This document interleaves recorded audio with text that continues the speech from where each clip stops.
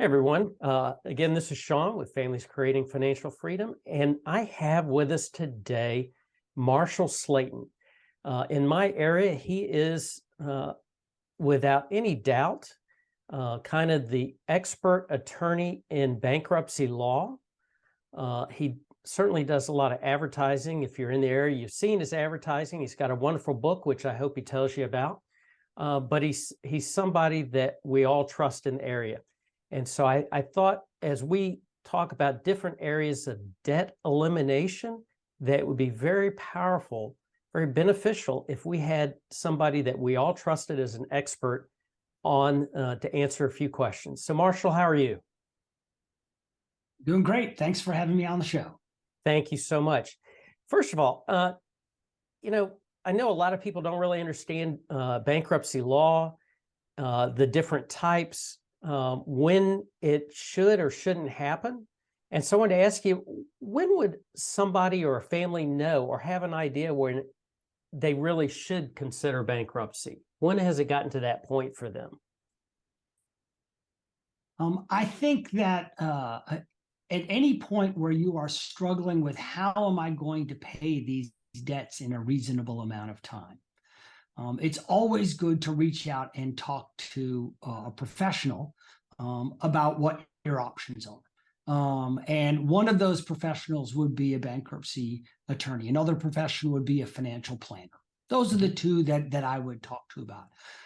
And so when it gets to the point where you are feeling some stress, and you're unsure of what the plan is or how you're going to get out of this situation, that's the time to reach out to a professional bankruptcy lawyer to see whether that is a viable option.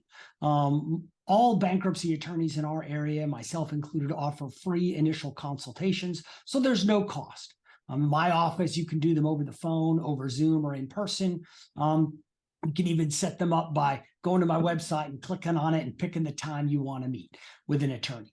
And then basically it takes a half an hour of time where you come in and you tell that attorney, me or my associate or whoever, what's going on with you financially. And they'll be able to tell you, hey, this is an option or this is not an option. And I go through not only the bankruptcy options, but other options like debt settlement, or if you have a piece of an asset that can be used to settle the debt, or if, say, your debt's all tax debt, I'll refer you to a tax expert, or if it's student loan debt, I'll refer you to a student loan expert, though that law is changing as we speak. So, but I think you have to look at it when you start feeling that stress, emotional stress, and you don't have a plan, then it's time to reach out, because what adds to that stress is not having a plan, and you need to have one of those, and a professional can help you figure that out.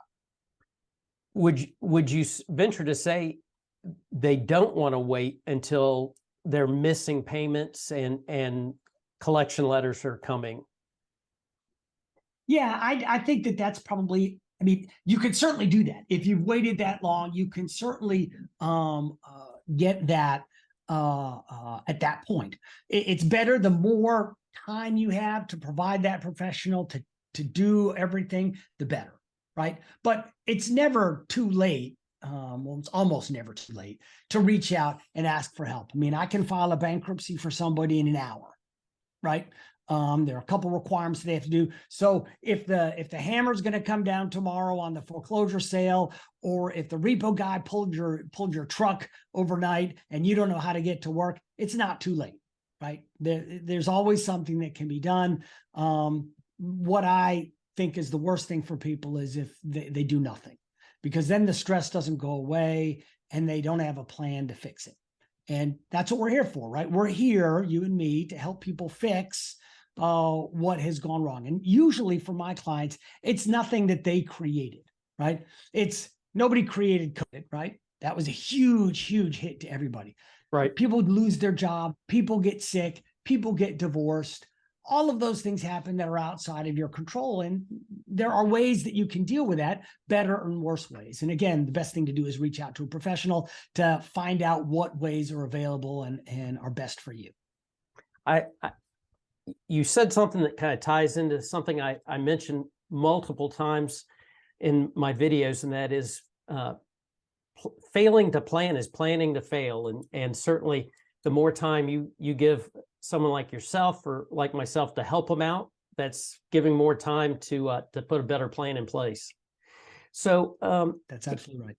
are you able to kind of briefly touch on the types of personal bankruptcy and when one would be better than the other, maybe?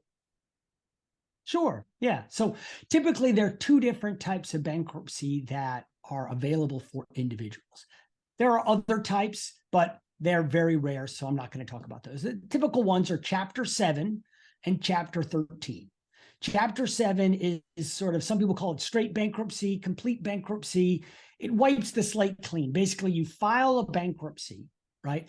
And you put all of your debts into this bankruptcy, and the court then assigns a trustee. And the trustee's job is to see if there's any cash or property that you own that trustee can liquidate and use to pay off some of your debt.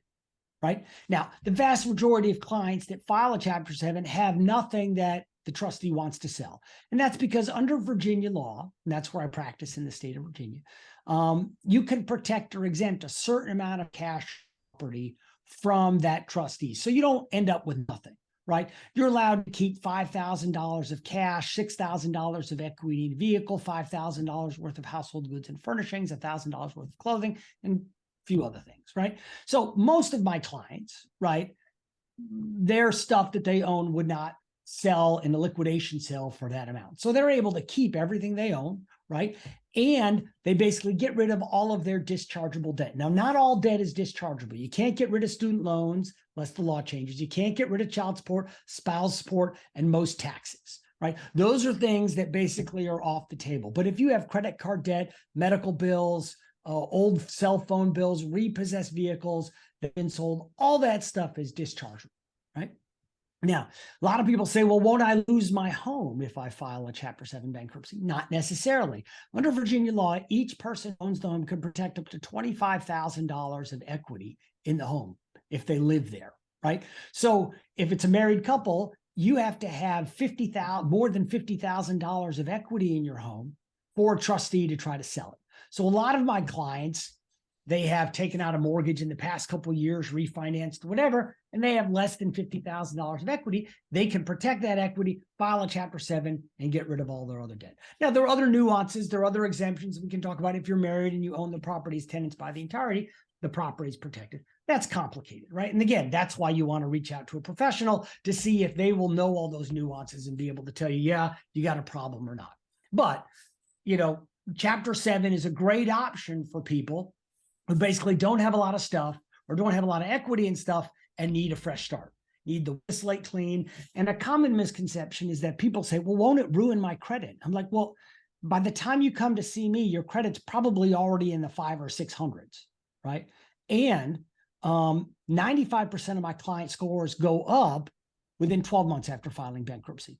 And that's because all of the stuff that was holding it down during that bankruptcy, prior to bankruptcy, has been wiped away, right? And you can't file bankruptcy again for 8 years. So creditors are going to be more than happy to loan you money, right? I did a podcast that's on my website with both a mortgage broker and then another one with a car dealer. And they both said, yeah, you're a much better credit risk after bankruptcy than before. You look at it, how long is it going to take you to pay off that debt by yourself? And again, that's something that a professional will be able to go through with you and say, okay, at this interest rate, it's going to take you X amount of months to pay that off, for years, whatever. So that's a Chapter 7, right? The other option is a Chapter 13. A Chapter 13 is a payment plan bankruptcy. That's where you basically file bankruptcy and you tell the trustee, look, Mr. Trustee, I don't want you to sell any of my stuff. I'm going to keep everything I own, right? But in return for that, I'm going to make payments to you for 3 to 5 years. And over the life of those payments, I will pay back some of my debt, what the law requires. And I will pay more money to you than a Chapter 7 would a trustee would have gotten had he sold my stuff in Chapter 7. So Chapter 13 is the perfect avenue or perfect vehicle for two types of people. One, people who have more stuff than they can protect in a Chapter 7. So let's say if you go back to the Chapter 7, you have a house that has $100,000 of equity in it, right? And you only can protect 50, right? And you have $150,000 of credit card debt. In that Chapter 13, you could say, okay, Mr. Trustee, I'm going to pay back $50,000 over 5 years, $10,000 a year to you, and you will use that money to pay back my creditors, right? Creditors are the same as if you file the Chapter 7, they're getting $50,000. You're better off because you get to keep your house. Nobody's selling your home. And at the end of the bankruptcy, the 5 years of payments, the remaining $100,000 of credit card debt that hasn't been paid is discharged, wiped away. You get to keep your house, creditors get their money, and everybody's fine. So that's the first reason why people file Chapter 13 is so they don't lose stuff. The second reason is that, say, for example, you're behind on your house payment or your car payment. You can basically take that arrearage, the amount that you're behind, and pay that off over a 3 to 5 year period with no interest or penalties. So say you fell behind on your mortgage because a lot of people took the COVID-19 mortgage forbearance, and then they applied for a loan mod, and the mortgage company said, nope, we're not giving you a loan mod. We're going to move forward with foreclosure. And unfortunately, I've seen this scenario, right? And they come to me and they say, look, I can't do a loan mod.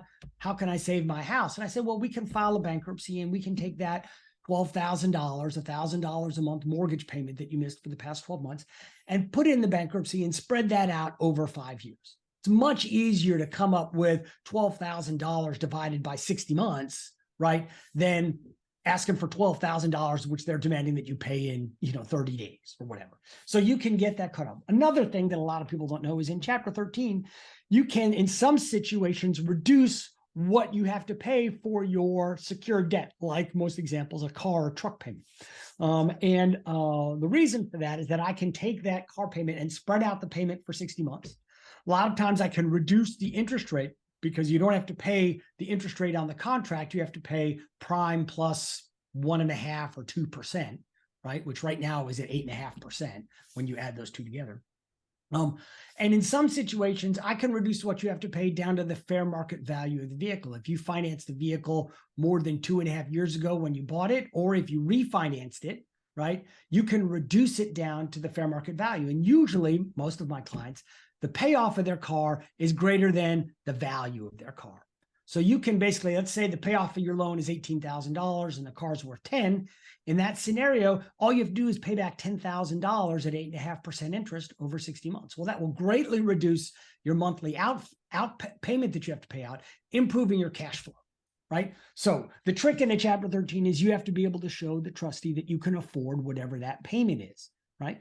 So you'll have to be able to show what your income is, what your monthly living expenses are, and what's left over every month. That's what has to go to the trustee for at least 3 years. And that has to be enough to make whatever payment you've come up with. So again, I know it's complicated. I know I just threw a lot of information at you, but the bottom line is there's some things that you can do through a Chapter 7 and a Chapter 13 that is the fastest way for you to improve your credit. And that's unfortunately a common misconception. Everybody thinks, oh, it's going to ruin your credit. And that's what the credit industry wants you to think. Right? That's what they want you to believe when, in fact, through my 29 years of experience, that is not the case. So there's maybe not so brief a summary, but there's a summary of the two different types. Excellent information that's just not out there for people. Can people be denied a bankruptcy petition? Yeah, you can be denied a bankruptcy petition, but you have to basically bring that upon yourself. Right. So if you have a professional bankruptcy attorney who's filing the bankruptcy for you and knows the laws, they're going to be, sorry, somebody's calling me. You can edit that out, right? I hope. Right. So I'll start over again. So yes, there are ways that you can have your bankruptcy denied. The most common way is that you lie. Right? If you don't tell the truth to your lawyer and you do not disclose all of your property and all of your debts, and the court finds out about it, then they can say your bankruptcy is denied and you are not allowed to refile again. Right? That's the number one rule. Right? The second rule is that you can have certain debts in your bankruptcy denied a discharge if you incurred those debts through fraud. Let's say, for example, you went and borrowed $100,000 from the bank because you told them that you make $150,000 a year and you own a house that has $200,000 of equity, when really you make $25,000 a year and you live in a trailer, right? If you do that, that bank can go back and say, hey, you lied on your application. You are not entitled to get this debt discharged. Now they have to file a complaint, and that complaint has to be heard by the judge, and the judge needs to decide that they're true, that they're correct, right? There are other exemptions to discharge, for example, like if you engage in a crime and the court ordered you to pay restitution, non-dischargeable, right? But, the basic idea is if you tell the truth, you disclose everything, and you didn't basically steal any money from anybody or defraud anybody of any money, you're going to be okay. But the key is tell everything to your lawyer. Don't hold anything back. The lawyer cannot protect you if they don't know what the situation is, and so that's the only time I've ever had that be a problem, is when somebody didn't tell me something and we find out later that it happened. And the reason they find out is that somebody tells, somebody's upset, and they reach out to the trustee, and the trustee lets the U.S. trustee know. So let me just back up. In every Chapter 7 case, there's the trustee who basically reviews the case to see if there's any property, and then he reports to the U.S. trustee, which is a division of the Department of Justice. The U.S. trustee reviews every Chapter 7 for abuse, right? And if they find that somebody's abusing the process, lied, didn't tell the truth, didn't disclose everything, they can file a motion saying you're not entitled to a discharge. Right. And if it's bad enough, they can refer it to the Department of Justice, and they can come after you for bankruptcy fraud and put you in jail. Right. It's not worth any of that. Right. Just tell your lawyer the truth, tell them everything that's going on, and they'll be able to probably work it out for you in a way that will work for you. Sounds like being a parent. If the children are honest, tell mom and dad the truth about everything, mom and dad want to do everything they can to help them. Right. Yeah, that's not wrong. That's not wrong. So I think that, the truth is everything you tell your lawyer is protected by the attorney-client privilege, right? They can't go out and blab it to anybody else unless you tell them to. You go blab that to somebody else, or a court orders them to, which they can't if it's protected. Right. So anything that happens in this office is completely protected by the attorney-client privilege. So tell the lawyer the truth, right? If he doesn't know or she doesn't know, they can't protect you. So it sounds like my final question was going to be long-term implications, good and bad. Sounds like it's almost all good. There's very few bad implications if you're in that desperate a situation that you need to file bankruptcy, whether it's 7 or 13. Yeah, I think for the vast majority of my clients, it is the best decision they can make. They look at it like they come to me with $25,000 of credit card debt, and I say, okay, so we can file a bankruptcy, Chapter 13, and you could be done in 3 years, paying off a portion of the debt, be able to keep your car and reduce your car payment. Or you could try to do this yourself, keep making your car payment, and you look on your credit card statement, it'll have a little box that tells you, if you make the minimum payment, how long it's going to take you to pay it off. Normally it's like 10 to 15 years. Like, well, would you rather be done in 3 years, right? Or hope that you can do this for 15 years, right? Without any protections from the bankruptcy court. So in my example, I mean, there are a few things that are problematic. Like if you file bankruptcy, you cannot basically go buy a house, get a mortgage for a certain number of years, right? If you file a Chapter 7, you've got to wait 4 years for a conventional mortgage, 2 years for like an FHA or VHA or something like that. If you file a Chapter 13, you got to wait 2 years for a conventional mortgage or 1 year one of those special mortgages, right? So there is a delay, but normally that's a lot faster than you'd be able to do it if you tried to do it on your own. Right. Second thing is I've had clients who've had trouble finding new places to live after they file bankruptcy or while they're in a Chapter 13. But I typically say, look, that's if you're going to those institutional apartment complexes.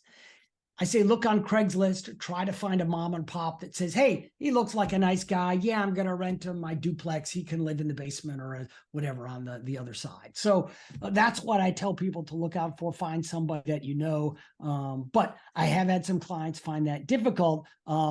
Absent that, and I think it's much better than debt settlement. If you get my book, and you can ask for a free copy by going to my website and asking, we'll send you a copy of the book, either a paper copy or an electronic copy.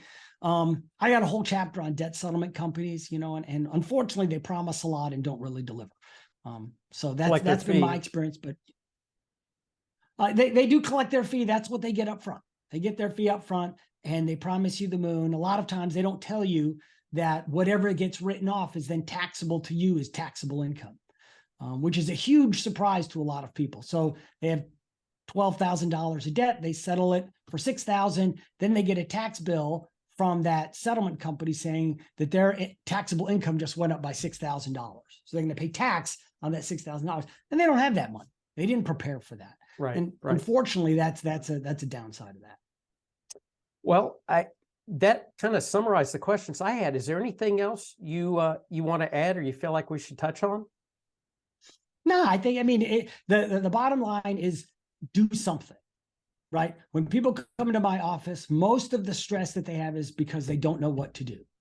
If you have a plan, right, and your legal professional, financial professional should be able to help you come up with a plan, that's going to take a lot of that stress off, right? I'm guessing more people really leave your stressful. office feeling good than feeling worse.